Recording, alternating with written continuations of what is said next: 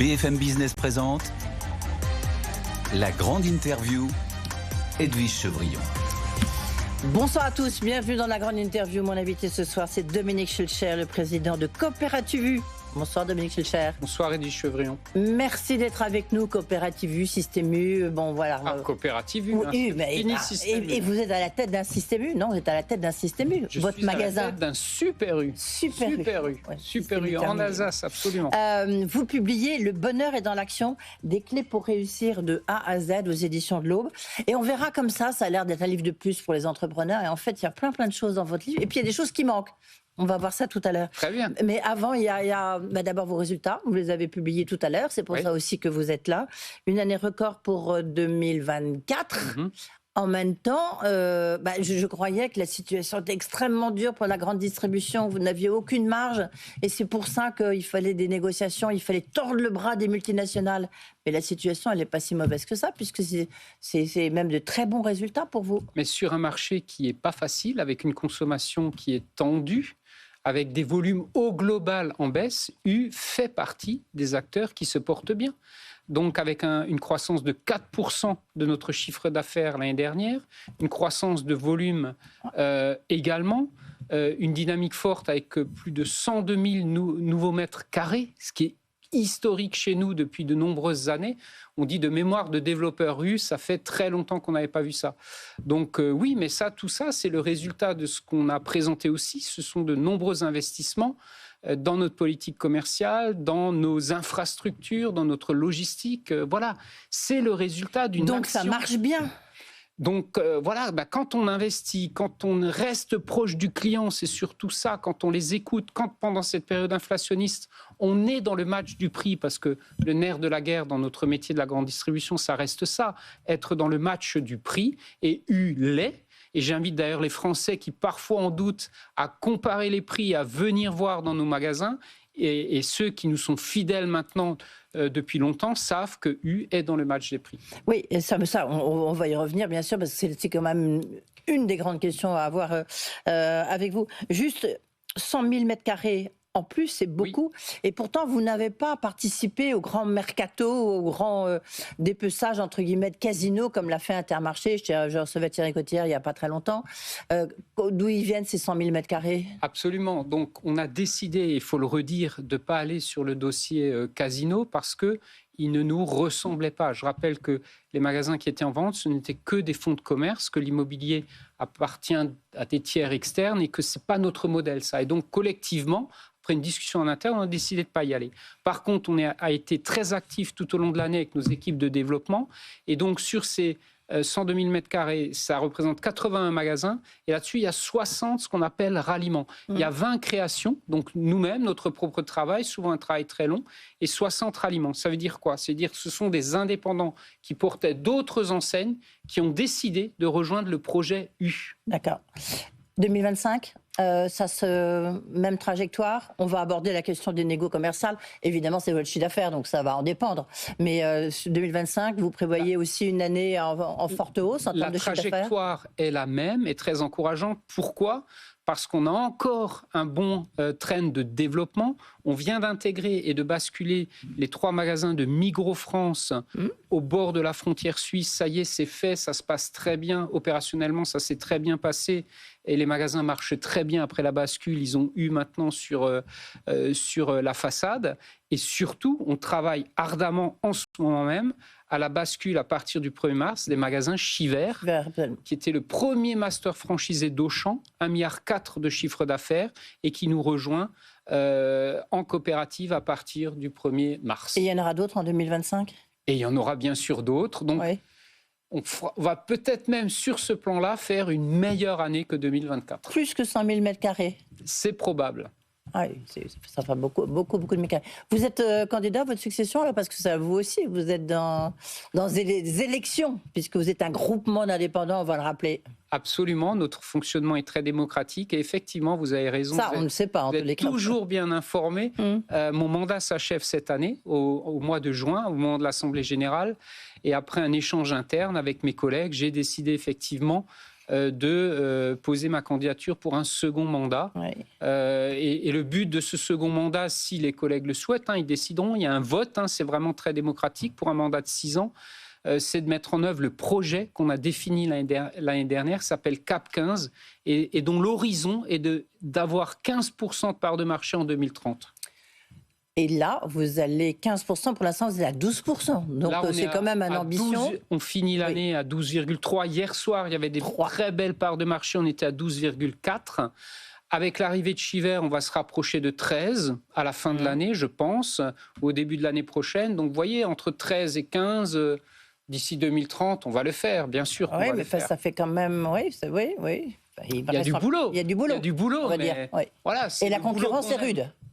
Bien sûr que la concurrence est dure, on se bagarre. Vous savez, quand vous me posez la question, mais d'où viennent ces magasins ? Ces magasins viennent de la concurrence, mais mes confrères font la même chose, sont séduisants par rapport aux indépendants disponibles. Donc oui, on se bagarre pour être plus sexy, entre guillemets, que les autres. Juste un point rapide, vous dites que vous allez encore acheter 100 000 mètres carrés, enfin, en tout cas, pas racheter, rallier.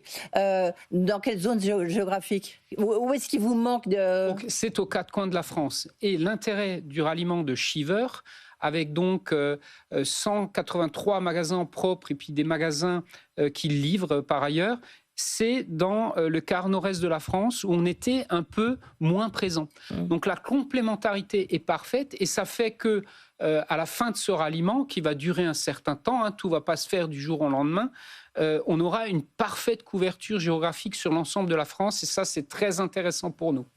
Vous vous lancez, Super U, vos magasins, enfin le groupe Coopérative U, se lance dans le retail média.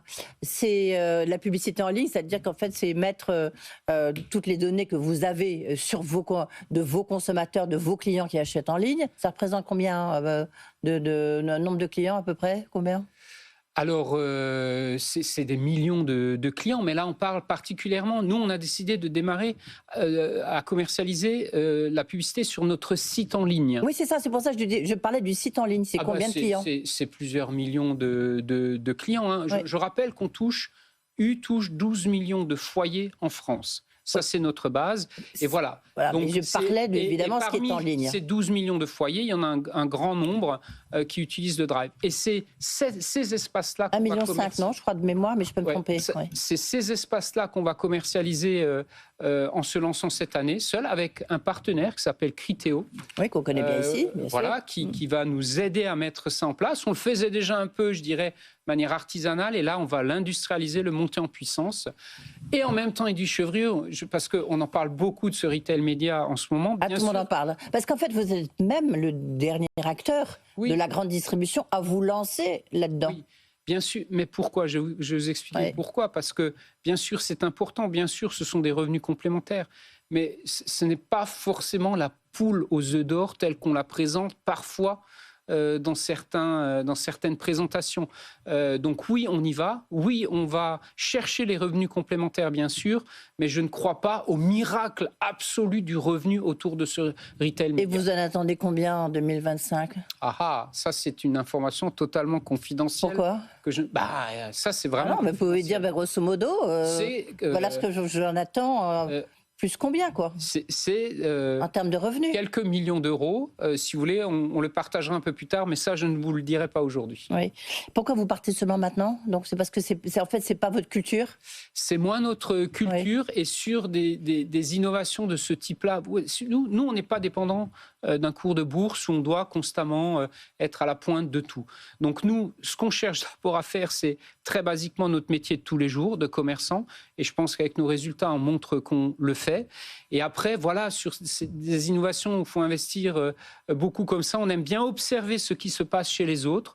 On aime bien qu'il y ait des éclaireurs. Et voilà, nous, on est un peu le challenger du marché. Et donc, on suit à notre rythme, bien sûr, avec fermeté et détermination, mais à notre rythme et avec nos moyens. Et parce que vous savez, les moyens collectifs qu'on met en jeu sur des investissements comme ça, c'est l'ensemble de mes 1200 patrons, collègues qui investissent. Donc, voilà, on est prudent. Vous êtes prudent. Donc, pour vous, c'est pas ça qui va booster vos revenus 2025. Vous en attendez... Mais pas du tout. Ce qui va booster notre revenu, c'est d'être bond dans les magasins, de continuer à faire des mètres carrés, comme on l'a dit, de continuer à développer le e-commerce, avant tout, d'abord le C'est commerce. 2,5 millions de clients sur le drive. C'est ça. Super U. À 55% par l'application sur le téléphone et à 45% par le web encore. Et donc, dans un premier temps, d'après nos informations, en fait, c'est Criteo qui va développer ça. Mais ensuite, vous avez la volonté de créer un service au sein de Coopérative U. Tout à fait, mais très souvent dans l'histoire de U, c'est comme ça qu'on a fait. On travaille avec un partenaire qui nous aide avec ses compétences, avec son savoir-faire à mettre en place une organisation. Et l'idée à terme, c'est de gérer ça, bien sûr, nous-mêmes. Alors, évidemment, cette fameuse question sur les négociations commerciales. Oui. Tic-tac, tic-tac. Oui, on est à J-15, enfin J-16. Oui. Ça se passe comment? À chaque fois, on prend la température?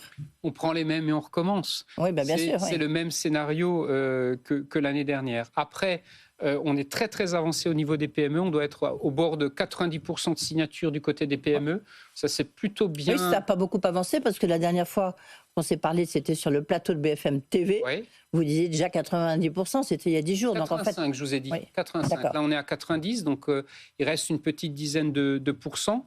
On a avancé avec un certain nombre de grandes marques. On a signé des beaux accords, gagnant-gagnant pour eux, pour nous et surtout pour le consommateur.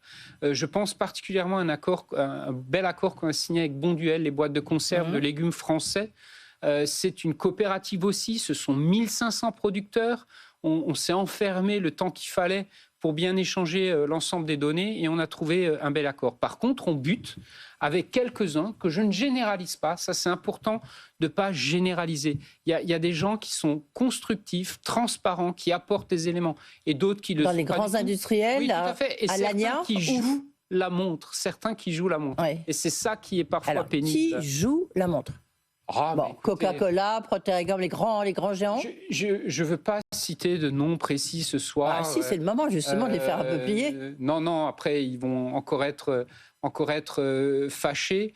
Voilà, écoutez, c'est très divers, très varié, il n'y a pas de généralité. Par contre, sur le domaine du sucre, le domaine du cacao, c'est là que c'est un peu compliqué. Oui, mais parce que là, il y a vraiment des hausses de matières premières. Il y a des hausses de matières premières, mais on n'est pas d'accord sur le niveau des hausses toujours. Voilà. Donc là, on discute beaucoup.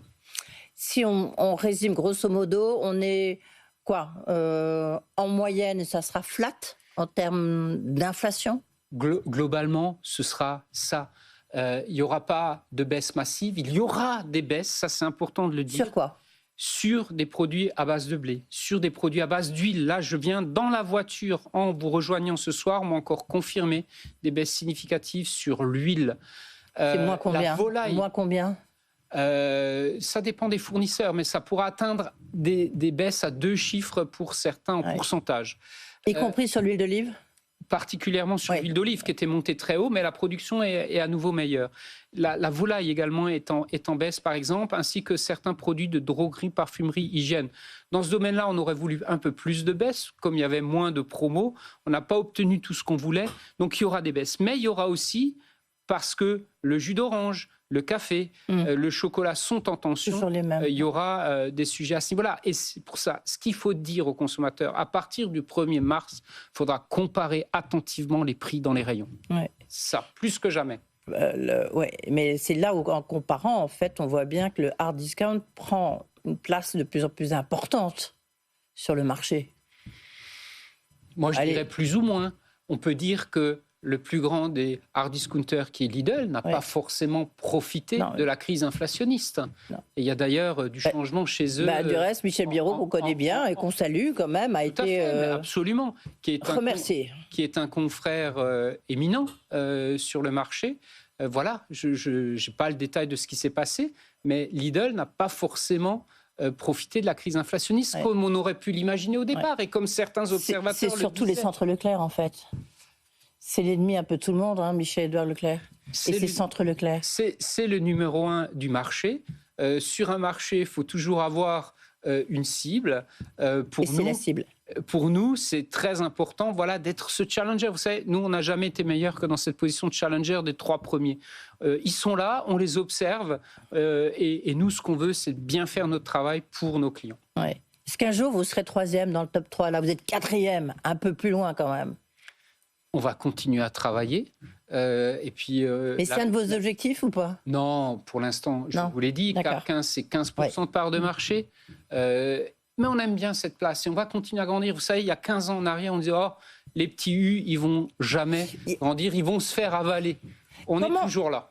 Comment faites-vous pour être compétitif au sein de Coopérative U? Parce qu'en fait, on regarde, donc tout passe, enfin, du moins pour les autres, par les centrales d'achat et notamment par ces fameuses centrales d'achat européennes. Et en fait, ils ont tous fait des alliances. C'est un véritable mercato, que ce soit au niveau européen comme au niveau français.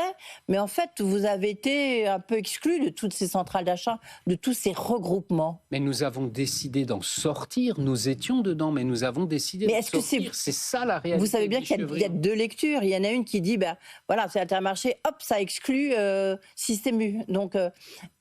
c'est quoi la vraie lecture? Nous, on avait décidé de rejoindre la centrale Everest et EPIC, et on a décidé d'en sortir parce qu'on n'était pas heureux dans ce regroupement à l'achat. Pourquoi? Ça veut dire quoi? Nous, quand on va quelque part, c'est pour collaborer, pour travailler ensemble, pour progresser ensemble. Ce n'était pas le cas. D'une part. Et d'autre part, je rappelle qu'on y est aussi allé avec l'idée de respecter la loi française que U a toujours été, a toujours fait, être légaliste.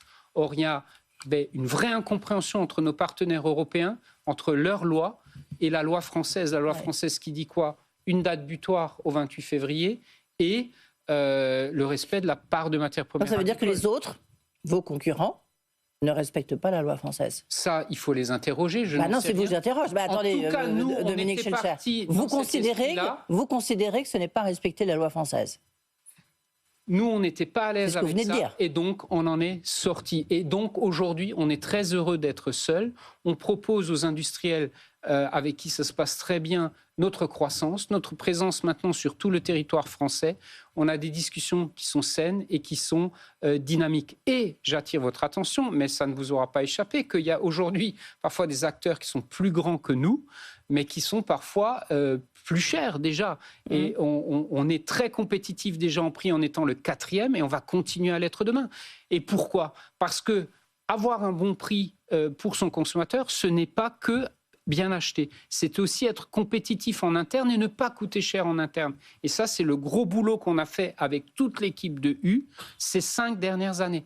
La logistique pas chère, une informatique pas chère et des coûts d'exploitation compétitifs. 2 points importants. Avant d'aborder votre livre, Dominique Schelcher, c'est sur la loi d'Escrozaille. Oui. Donc, est-ce qu'il faut la supprimer ou pas? Certains disent oui, surtout Thierry Gauthiard, donc d'Intermarché, qui était mon invité, je disais il y a quelques jours, il dit oui. Vous dites quoi? Mais l'étape importante est au 15 avril. Il y a plusieurs éléments à proroger, notamment le SRP plus 10. Oui.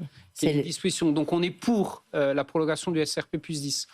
C'est le système de vente à perte. On est pour aussi la limitation de la promo sur l'épicerie. Par contre, on est contre, et là je rejoins Thierry Gauthiard et mes autres confrères, on est contre la limitation de la promotion sur la droguerie, parfumerie, hygiène, la fameuse loi d'Escrozaille. Et aujourd'hui, on a un texte qui circule qui dirait que ça pourrait être arrêté au 1er juillet de l'année prochaine. La loi d'Escrozaille pourrait être arrêtée au 1er juillet? Absolument. C'est une hypothèse qui circule actuellement. Avec le Parlement qu'on a actuellement, tant que ce ne sera pas voté, on n'en aura pas la certitude, mais je le souhaite vraiment. Je souhaite que ce texte passe avec un arrêt. La promesse initiale, c'était quoi des industriels? C'était on limite la promo et en contrepartie, vous aurez des baisses de prix sur les produits au quotidien. Eh bien, on n'a pas forcément eu ces baisses de prix. Donc, les consommateurs sont double perdants sur la promo et sur les prix du quotidien. Donc, il faut revenir sur ce sujet. Vous avez vu, j'imagine, que la Commission des affaires économiques de l'Assemblée s'est penchée justement sur les lois Egalim, parce qu'on est à la 1, 2, 3, et puis là, on sera en préparation de la 4e, et qui disent que finalement, des députés ont même publié une tribune pour expliquer que cette loi, la loi Egalim 2, en fait, ça ne changeait pas grand-chose, parce qu'il y avait pas, on connaissait, la transparence n'était pas là pour les industriels de l'agroalimentaire, mais aussi pour vous, les grands distributeurs.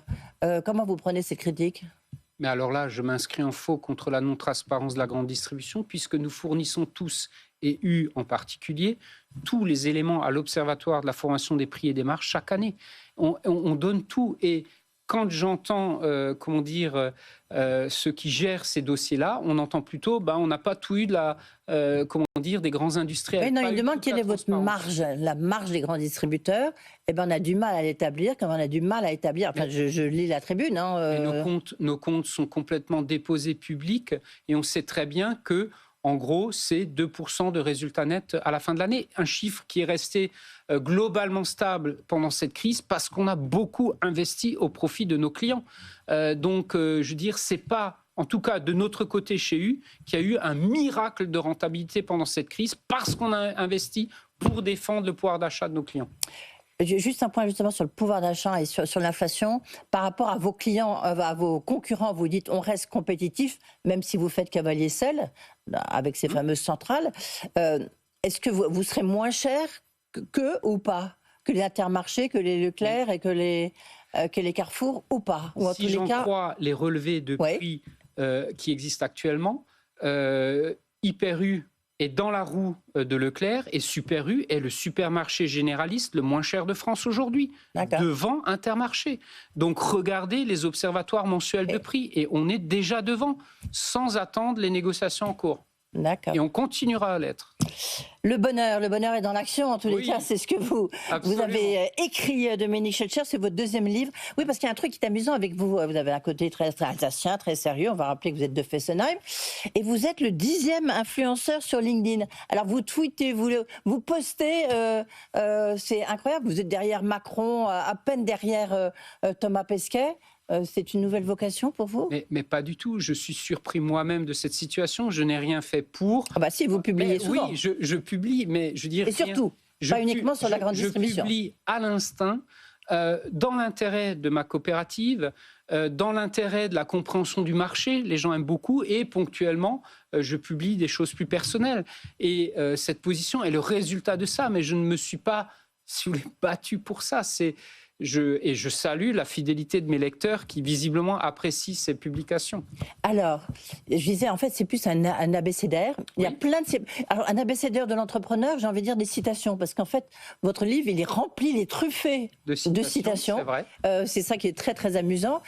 Alors, en même temps, c'est tout sur le management, votre management, ce qui est important pour vous, sur votre organisation. Alors, non, vous êtes un accro de OnePoint, Microsoft... OneNote, pardon. Oui. C'est vrai ? Tout passe par là ? C'est absolument vrai. Écoutez... Qu'est-ce que vous avez voulu faire, en fait ? C'est un livre de transmission. Je pense que les dirigeants, je pense que les managers ont pour responsabilité de transmettre aux plus jeunes. Et c'est la transmission, une des choses que je préfère faire dans mon métier, repérer des jeunes qui ont du potentiel et qu'on va accompagner et faire grandir, etc. Et donc, à un moment, quand on a vécu un certain nombre de choses, qui est quand même mon cas dans ce métier depuis de longues années, j'ai eu envie d'écrire. Et souvent, on me pose la question, les plus jeunes, quand je visite des écoles, mais finalement, comment vous avez fait pour en arriver là ? Et ce livre, c'est un peu la réponse à ça. Mais au-delà des jeunes, les premiers lecteurs me disent, écoute, tu dis que c'est pour les jeunes, mais en fait, on s'y retrouve nous aussi et on apprend pas mal de choses. Oui. En même temps, c'est bizarre parce que vous dites de la transmission, puis en même temps, vous êtes candidat à votre succession. Donc la transmission, c'est pas pour tout de suite. On est d'accord ? Eh bien, un des deuxièmes objectifs d'un deuxième mandat, si mes collègues me font confiance pour le faire, ce sera d'identifier la relève chez U et de la préparer à la suite, évidemment. Alors, moi, j'ai lu attentivement votre livre parce que ça se lit très bien. On peut rentrer par où on veut. Absolument. Donc ça, c'est ce que j'aime dans un livre souvent. Mais c'est là où on voit que c'est quand même un système particulier parce que donc c'est pour les entrepreneurs. Nous sommes d'accord. Oui, mais après on va un peu au-delà. Alors, il n'y a pas le mot actionnaire, il n'y a pas le mot capitaliste, il n'y a pas le mot impôt, il n'y a pas le mot politique. Alors en France, on sait qu'il ne se passe pas grand-chose sans les politiques. Donc, par contre, il y a le mot coopérative. Donc pour vous, c'est le modèle d'entrepreneuriat. Mais évidemment. Donc le capitalisme n'existe pas pour vous. Vous avez raison dans ce que vous dites, mais j'écris à l'article coopératif que pour moi, le système coopératif est la forme la plus aboutie du capitalisme. Donc le mot est dans le livre, mais à l'entrée coopérative. Oui, c'est ça. Mais oui. Enfin bon, le capitalisme, c'est pas vraiment un capitalisme, une coopérative. Vous demandez à Elon Musk ou à Donald Trump, coopérative pour eux, c'est un peu bizarre. Mais saviez-vous que 10% des travailleurs dans le monde travaillent dans une coopérative? C'est beaucoup plus qu'on ne l'imagine. Et notamment en France. Je crois en ce modèle. Je crois qu'il est proche des gens, qu'il est démocratique, qu'il partage les décisions, qu'on est ensemble pour faire des choses et en même temps on reste indépendant de chacun. Je pense que c'est vraiment un système extrêmement abouti et donc je le défends bien sûr aussi accessoirement dans ce livre. Le mot impôt, vous faites partie de ceux qui... Vous rangez dans quel camp? Ceux qui considèrent que vraiment entreprendre en France c'est très difficile parce que le taux d'imposition est très élevé et de plus en plus élevé avec le budget 2025. Le coût du travail est de l'autre côté de la frontière, notamment en Suisse, il est moins cher. Vous connaissez bien ça parce que vous êtes un frontalier, comme on dit. Absolument. C'est un problème. Est-ce que vous dites quand même à ceux qui nous écoutent, les jeunes, il faut y aller, il faut quand même entreprendre? Mais c'est le message positif de ce livre. Un moment où un essayiste qui s'appelle Olivier Babot sort un livre qui s'appelle L'ère de la flemme. Moi, mon message, c'est un peu l'opposé. Et j'aime beaucoup le livre d'Olivier Babot. Mon message, c'est on peut trouver du plaisir dans l'action, on peut trouver du plaisir en entreprenant, malgré toutes les difficultés, malgré tout le contexte. Et le contexte français, c'est quoi? C'est que les prélèvements obligatoires sur les entreprises sont les plus élevés d'Europe. Et ça, il faut absolument y travailler pour les réduire, bien évidemment. Et j'ai bien aimé, ce sera peut-être le mot de la fin, mais il y en a peut-être un autre, Dominique Schelcher, c'est celui qui est entrepreneur, c'est celui, lorsqu'on lui dit quelque chose, il ne dit pas oui, mais il dit pourquoi pas. Absolument. Absolument. Ou alors, oui et plutôt que oui mais. Voilà. Donc, c'est aussi peut-être ma position, une position d'équilibre, la recherche en permanence de l'équilibre avec un peu cet état d'esprit rhénan, d'humanisme rhénan, peut-être que j'ai hérité de mes racines alsaciennes. Merci beaucoup. Merci à vous. Le bonheur donc est dans l'action. Le bonheur, c'est de vous recevoir. Merci Dominique Schelcher, donc le président des coopératives U et donc candidat à sa succession après un beau bilan 2024 et puis les négos. Voilà, résultat des courses 1er mars, enfin peut-être le 3 mars matin. On se reverra. Tout de suite, vous retrouvez bien sûr Guillaume Paul. La grande interview sur BFM Business.